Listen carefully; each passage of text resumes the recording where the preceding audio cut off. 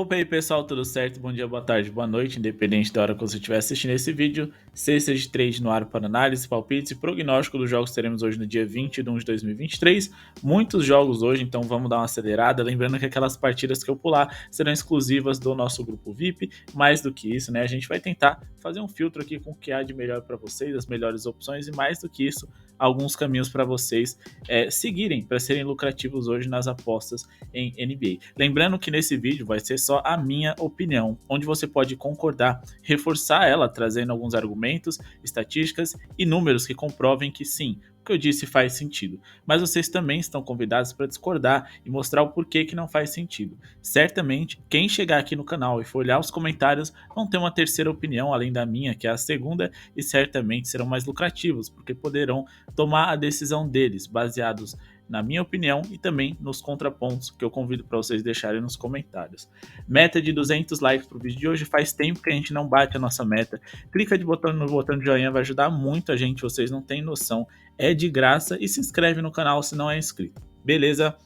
Bora aqui começar a nossa análise com Atlanta Hawks e New York Knicks. Orlando Magic e a equipe dos Pelicans vão fazer um jogo ali que eu não considero muito interessante, principalmente sem a gente saber se o Hub Jones vai estar em quadro ou não, se o Pelicans vai vir sem 3 titulares mais uma vez. Então eu preferi deixar lá para o nosso grupo VIP o menor preço do mercado para a gente poder tirar uma conclusão melhor dessa partida e eu não falar abobrinha aqui para vocês, né? Tentar trazer apenas aqueles jogos que sim, eu tenho uma opinião, como é o jogo entre Atlanta e New York Knicks, apesar do Trae Young, principal jogador do Atlanta Hawks e jogador que costuma jogar muito bem contra os Knicks, sem dúvida.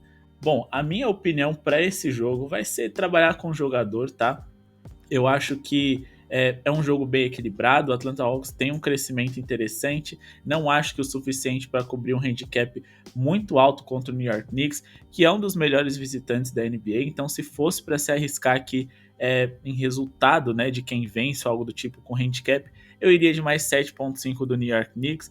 É uma equipe que, repito para vocês, né, dentre as visitantes é a que tem os melhores resultados, e mais do que isso, eles têm um encaixe razoavelmente interessante com o Atlanta Hawks. Os Hawks é um time que defende muito bem o perímetro ali, os arremessos de 3 dos seus adversários, mas eles têm um pouco mais de fragilidade de defender o centro e a média distância, e é assim que o New York Knicks gosta de pontuar. Por outro lado, o New York Knicks defende muito bem também o centro e, mais do que isso, vai acabar forçando com que seus adversários arremessem bastante de 3. Lembrando que o arremesso de 3 do Atlanta Hawks nessa temporada não vem sendo grande coisa. Então, até por esse encaixe, eu acho que o handicap positivo faz mais sentido. Se a gente for olhar, a equipe do New York Knicks é o segundo time com mais vitórias jogando fora de casa em toda a NBA, e repito para vocês, se a gente for olhar o histórico nessa temporada do Atlanta Hawks, em eficiência nas bolas de 3, eles são top 10 dos piores, e com bolas de 3 convertidas por jogo, eles são o segundo pior em toda a NBA. Lógico que esse aproveitamento e nível técnico deles aumenta quando jogam sob seus domínios, mas eu acho que a gente tem encaixe legal aqui para que o New York Knicks consiga pelo menos perder de pouco, né? Outra dica que eu vou dar para vocês é no Julius Randle. Se a gente for olhar aqui os últimos 5 jogos dele como visitante, ele tem 34,6 pontos de média e mais 13 rebotes. Hoje ele vai encarar o Atlanta Hawks e o mercado definiu linhas para ele que, de acordo com esse histórico recente, eu considero muito baixas. Se a gente for olhar aqui a linha de pontos dele, né, estão muito abaixo daquilo que ele vem produzindo nos últimos 5 jogos como visitante. Se a gente for olhar aqui a linha de rebotes dele também, ainda mais hoje que o Mitchell Robinson não estará em quadra e o Julius Randle pode ir bem, tá um pouquinho mais alto, mas dá pra gente encontrar uma linha melhor no Marcos, mas eu acho que como ele vai bem nos dois e um pode acabar compensando o outro, eu acho que o ideal é a gente trabalhar com pontos mais rebotes do Julius Randle, um acima D. Lembrando que as linhas dele estão em 39,5 e repito, a média dele nos últimos 5 jogos é de 47,6, muito acima daquilo que a gente procura. É verdade que ele enfrentou times ruins nesse período, como o Detroit Pistons, como o Houston Rockets e como o San Antonio Spurs, mas também enfrentou times de um bom nível, de um nível médio como o Toronto e o Washington Wizards. Mas mais do que isso, ele tem uma média de quase 40 minutos por jogo, o que é muita coisa, e o que permite que ele consiga superar algumas linhas aí, né? Principalmente em rebote, não só pela qualidade técnica, mas também pelo tempo em que ele está em quadra. Outra coisa interessante, né, é a gente fazer aqui, né, essa filtragem de defesa versus posição, que é como se sai a defesa do Atlanta Hawks versus jogadores de determinada posição. Olhando aqui a posição de center, que não é a posição original, né, do Julius Randle, mas eu já vou explicar para vocês. A gente não pode ter, né, esse encaixe aqui, essa corzinha meio amarelada aqui, né, porque aí indica que é um encaixe complicado. O ideal é ter um easy matchup, que é o verdinho, mas ainda assim a gente está muito perto, né, de equipes que tem um easy matchup, tanto para rebotes quanto para pontos. Mas repito, ele não é center, ele joga de power forward. Volta e meia ele joga, né, na posição 5. E aí a gente tem um encaixe ainda melhor, principalmente para rebotes. Então, para jogadores especificamente que jogam ali no garrafão, o Atlanta Hawks é um time que é um encaixe minimamente de um nível médio para interessante. Eles sofreram muitos com pivôs recentemente, e como o Mitchell Robinson não estará em quadra e acho difícil que o Isaiah Hartenstein tenha muitos minutos, pode ser que a gente veja o Julius Randle passeando um pouquinho mais pela posição de center e para que ele possa ser produtivo hoje. Beleza? Próximo jogo, Cleveland Cavaliers e Golden State Warriors. O Cleveland joga em casa hoje, o Golden State Warriors, que não joga muito bem fora de casa, vem de um jogo consecutivo, teve uma noite ontem com overtime contra o forte Boston Celtics. Encara hoje um Cleveland mais descansado, que é um dos melhores mandantes da NBA, mas que tem Donovan Mitchell como dúvida e a ausência do Ricky Rubio confirmado. Porém, independente de qualquer coisa, se vier o Draymond Green, Stephen Curry, Jordan Poole, o Wiggins e também o Klay Thompson, acho até que o Klay dá para ficar de fora, eu vou trabalhar no handicap positivo do Golden State Warriors. Gostaria de trabalhar com a vitória dos Cavs? Sim, gostaria, eu adoro eles como mandante e eu entendo quão ruim, principalmente defensivamente, os Warriors são fora de casa. Eu detesto confiar em defesas ruins, principalmente jogando fora de casa, porque tudo pode acontecer. Mas a gente entende que o Warriors, nesse clima hostil contra times fortes, jogando fora de casa, quando o jogo é competitivo, é para valer, eles vão ter um salto de qualidade, como tiveram ontem. Inclusive, a gente acabou indicando também um handicap positivo dos Warriors lá no nosso grupo VIP. Hoje, por mais que eles estejam cansados, eu acredito que eles consigam cobrir esse handicap alto, porque o mercado foi bem generoso com a gente, mais 11.5 com Stephen Curry à disposição, não é todo dia que a gente vai encontrar, então mais 11.5 Warriors é a minha sugestão para esse jogo, principalmente por causa desse histórico recente. Nos últimos 10 jogos consecutivos, o Golden State Warriors venceu os 10 do Cleveland Cavaliers. É uma invencibilidade que já dura um bom tempo. Vamos aumentar aqui esse filtro para os últimos 20 encontros entre essas franquias e a gente tem 19 vitórias dos Warriors e apenas uma vitória do Cleveland, o que é uma coisa assim surreal, né? A última vitória do Cleveland foi em 2017 em cima do Golden State, então até por isso a gente vai nesse handicap positivo dos Warriors, que repito, eles têm vários problemas, principalmente fora de casa, mas eles não são um time tão dependente de pontuar ali no paint, na média distância, que é onde o Cleveland Cavaliers mais gosta de se defender, ou melhor, se saem defendendo. São dos times que menos sofrem pontos nesse setor em toda a NBA. Se a gente for olhar aqui, né, no ranking, é o terceiro time que menos sofre pontos no paint, mas se a gente for olhar aqui, né, em pontos concedidos de 3 para os seus adversários, por mais que eles estejam ali, né, em top 10 de times que menos sofrem bolas de 3 por jogo dentro de casa, o aproveitamento deles de defesa nesse tipo de arremesso não é tão bom. É um dos 10 piores da NBA, né, ficando ali como o oitavo pior. E se a gente for olhar aqui jogando dentro de casa, eles também continuam com um aproveitamento muito semelhante ao da média em geral na temporada deles, né, que é aqui de 35%, muito próximo dos 36,5% que eles permitem. Então, o que explica aquele número baixo de bolas de 3 convertidas por jogo contra eles é porque os adversários não tentam tanto, até por conta do ritmo dos Cavs, que é muito lento. Eles cadenciam muito o jogo e, consequentemente, a gente tem poucos arremessos por minuto, beleza? Mas como eu disse, por mais que os Warriors sejam ruins fora de casa, a gente não precisa vencer esse jogo. A gente só precisa perder de no máximo 11 pontos de diferença.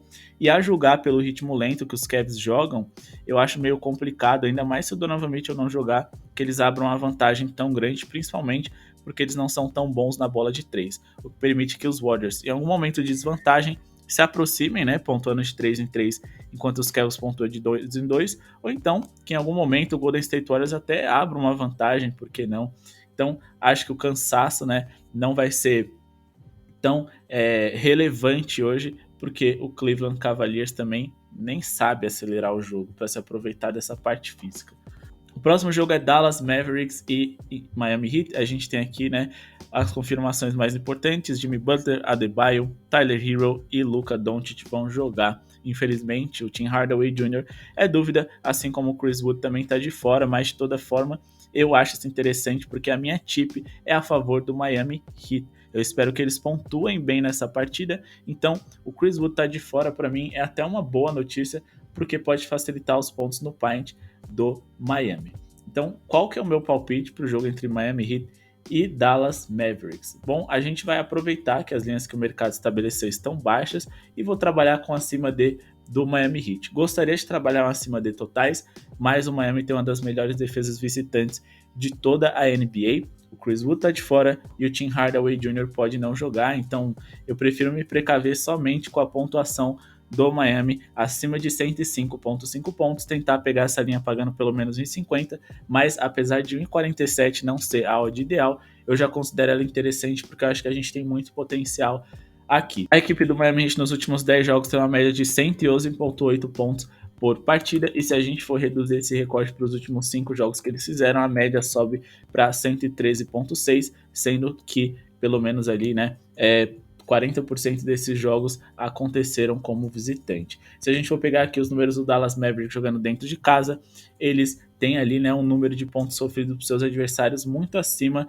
desses 105,5 que a gente busca. Já são 7 jogos consecutivos sofrendo mais do que 105 pontos e sofreram para equipes de diversas características e qualidade técnica.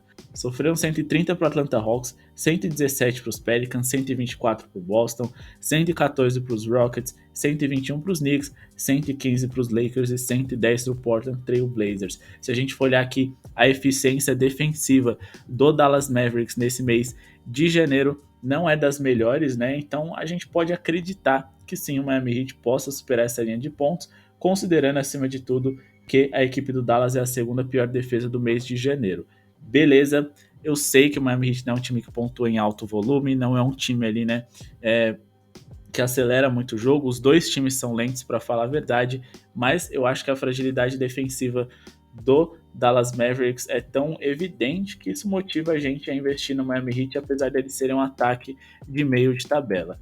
E outra coisa interessante, o Miami Heat é um time que gosta de pontuar no centro, ali no paint, e é o setor onde o Dallas Mavericks é mais frágil. Eles que têm uma boa defesa de perímetro acabam sofrendo mais pontos no paint do que o comum. Inclusive, nos últimos 3 jogos estão sofrendo o maior número de pontos da NBA, sofrendo 135,3 pontos por jogo, né? O que é, assim, é um número absurdo e dá pra gente tirar proveito hoje com o Jimmy Butler, com a Adebayo, com algumas infiltrações ali do Tyler Herro, além também da bola de 3 dos jogadores do Miami Heat, que pode atrair, né, a defesa do Dallas um pouco mais para zonas espaçadas e liberando espaço mesmo para os jogadores de centro produzirem bem. Fechado.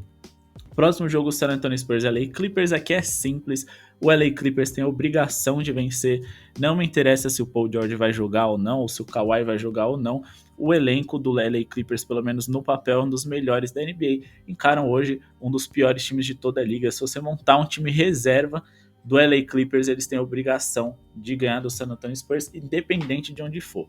Porém, eu entendo que os Clippers não são tão confiáveis para uma odd de 1,36, mas ainda assim ela é justa. Então eu iria de vitória dos Clippers aqui, mas eu esperaria essa odd ficar um pouquinho melhor, porque senão não vale o risco.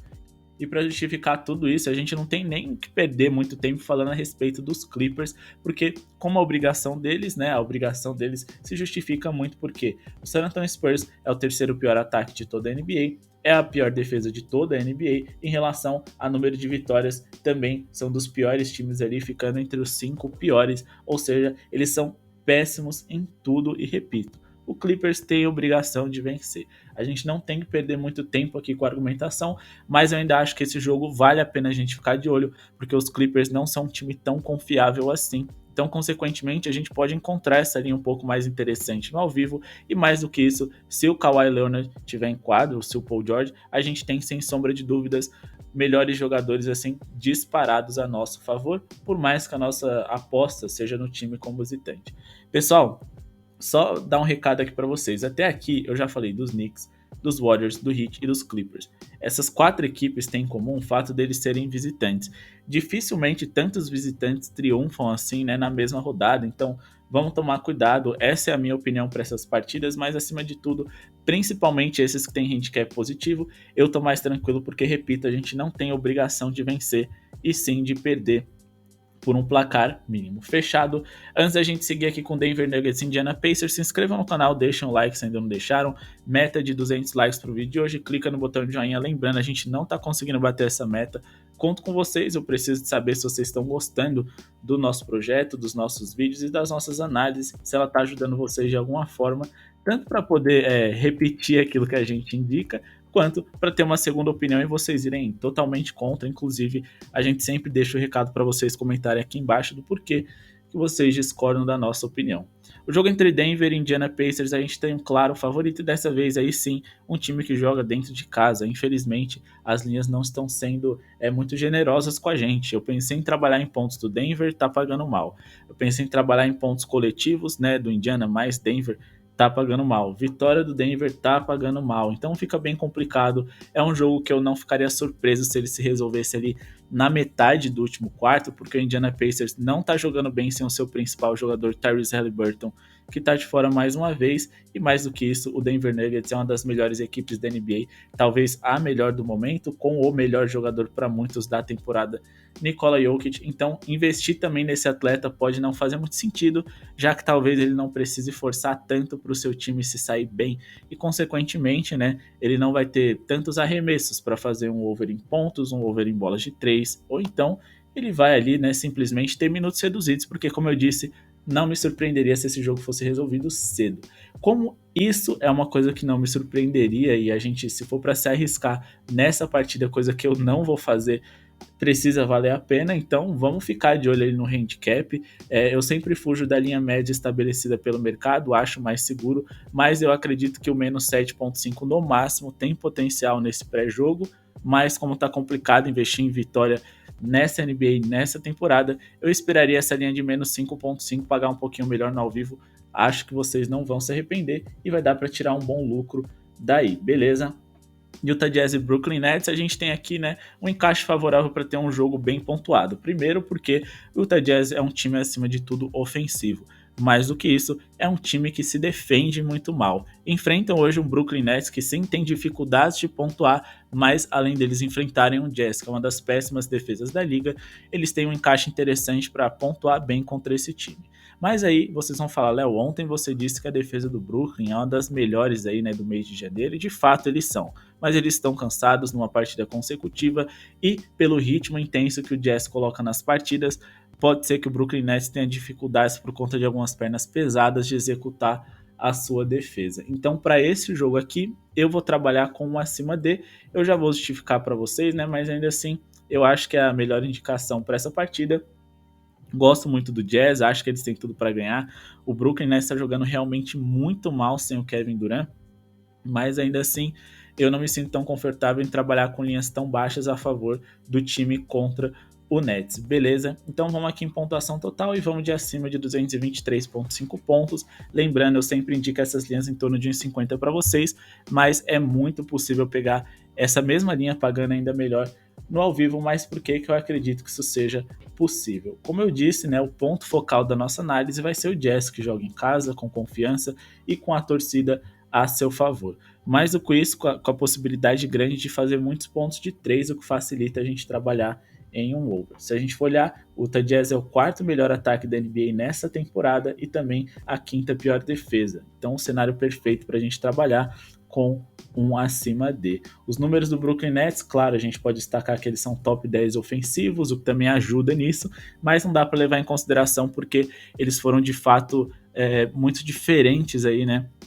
Sem o Kevin Durant, e ainda assim a minha análise é muito mais de ocasião do que de histórico. A ocasião que é o fato de eles estarem cansados, porque jogaram ontem, e mais do que isso, recuperaram a sua confiança nos últimos quartos na hora de executar arremessos, e mais do que isso, né, defensivamente deixaram a desejar, estarão com pernas cansadas. Outra coisa interessante é a linha de pontos no garrafão, ali pontos no paint, mais precisamente falando, né, que o Utah Jazz acaba sofrendo dos seus adversários. Eles são o quarto time mais vazado do Paint na NBA, jogando dentro de casa ali, né? Eles também são top 10, são o quinto time que mais sofre pontos no Paint, e considerando ali, né, que o Brooklyn Nets tem muitos jogadores que têm mais facilidade de arremessar de média distância do que de 3, como por exemplo o Kyrie nas infiltrações, o Ben Simmons que precisa estar próximo da cesta para pontuar, ali também o Nicholas Claxton, enfim, a gente precisa de ter jogadores que pontuem bem o paint, que atacam bem a cesta, porque o Utah Jazz não defende muito bem esse setor, então olho no Kyrie Irving, acho que finalmente hoje ele pode fazer um over em pontuação, como ele fez ontem, mas dessa vez sendo produtivo desde o início. A equipe precisa dele para que isso aconteça. Outra coisa que a gente também pode destacar, né, é a eficiência na defesa de arremessos de 3 do Brooklyn Nets. Se a gente for olhar aqui, né, o Brooklyn Nets está muito próximo dos 10 times que mais sofrem bolas de 3 em relação a percentual em toda a NBA. Por que eu estou destacando isso, né? O fato deles estarem aqui muito mais perto dos times que sofrem muitas bolas de 3 do que dos times que sofrem poucas bolas de 3. Bom, é porque o Utah Jazz é um time que basicamente pontua e usa e abusa, né, desse tipo de arremesso, é o quarto time com mais bolas de 3 por jogo na liga, em relação à tentativa também são top 4, então a gente precisa levar isso em consideração. Outra coisa interessante que a gente precisa ficar de olho, o fato do Utah Jazz jogar com tantos jogadores que abrem no perímetro para arremessar de 3 permite que muitos arremessos acabam sendo errados e fáceis de serem recuperados, então olho nos rebotes ali, né, do Ben Simmons, também suas assistências, ou rebotes mais assistências, olho nos rebotes do Claxton também, porque como os jogadores de garrafão do Utah Jazz também gostam de abrir bastante para o perímetro, sempre que eles executam arremesso e erram, o garrafão tá vazio. Não tem ninguém para brigar por essa segunda bola, o que mostra até, né, o como que o Utah Jazz é um time que pode ser bem explorado em relação a rebotes dos jogadores rivais. Beleza? O nosso vídeo vai analisar Los Angeles Lakers e Memphis Grizzlies. Temos aqui dois times que jogam no ritmo alto, intenso, o que permite que a gente possa sonhar com um jogo bem pontuado. Mas eu tenho algumas preocupações. O Memphis Grizzlies é uma das melhores defesas da NBA e o Los Angeles Lakers é um time acima de tudo produtivo, ali no paint, no centro, atacando o garrafão, que é justamente o setor onde o Memphis Grizzlies melhor defende. Então, até por isso, né, como o Memphis Grizzlies é superior em praticamente tudo, na defesa, no ataque, em bolas de 3, e tem ainda um encaixe favorável, apesar de estarem jogando fora de casa, eu vou trabalhar na vitória do Memphis Grizzlies. Acho que um time com LeBron é um time que perde muito, né? Esse Lakers, né, do LeBron, perde por uma diferença grande nos placar, mas ao mesmo tempo geralmente eles conseguem ser competitivos ali, né? Estarem vivos até o final do terceiro quarto, então dá para tentar pegar a vitória simples pagando um pouco melhor, mas caso vocês não vão acompanhar o jogo, não vão ficar de olho no cash out ou numa possível entrada em live, eu acho que o handicap de menos 3.5 tem potencial sim. O Memphis Grizzlies fora de casa não é tão confiável, mas acho que essa sequência positiva deles recente que eles tiveram pode servir de motivação para eles terem uma boa sequência agora jogando também como visitante. Já são 10 vitórias consecutivas e contando, enquanto que o Los Angeles Lakers perdeu 4 dos últimos 5 jogos e venceram apenas o terrível Houston Rockets. Fechado? Em relação à pontuação, é over ou nada para essa partida. Vai ser um jogo de muita transição, velocidade. O Ja Morant, o Westbrook e o LeBron James vão botar para correr. Isso aí eu não tenho dúvida, mas eu tenho algumas dúvidas em relação ao quão produtivo ofensivamente os Lakers podem ser. Então, por isso, eu vou me resguardar apenas aqui com o Memphis Grizzlies, tanto para trabalhar no over em pontos quanto para a vitória deles. Fechado. E antes da gente finalizar aqui a nossa análise com o Sacramento Kings e Oklahoma City Thunders, pessoal, é o seguinte, deixem um like, pedir mais uma vez para vocês, o botão de joinha não custa nada, vai ajudar muito a gente, faz muito tempo que a gente não chega na nossa meta de 200 likes, é a nossa meta padrão, básica aqui, e eu conto com vocês para alcançar isso. Assim, o YouTube vai entender que esse conteúdo é relevante, vai acabar não penalizando os canais de apostas esportivas, que é uma coisa que eles fazem com frequência e vai ajudar muito a gente a continuar trazendo vídeo para vocês. Fechado, se inscrevam no canal se não são inscritos e o nosso grupo VIP está aqui do lado desde o começo do vídeo para vocês chamarem no WhatsApp e terem análises mais aprofundadas, filtros melhores e eu vou ensinar o pessoal a mexer no FanDuel entre hoje e amanhã, né, para vocês poderem criar apostas de jogador ali mais confiáveis.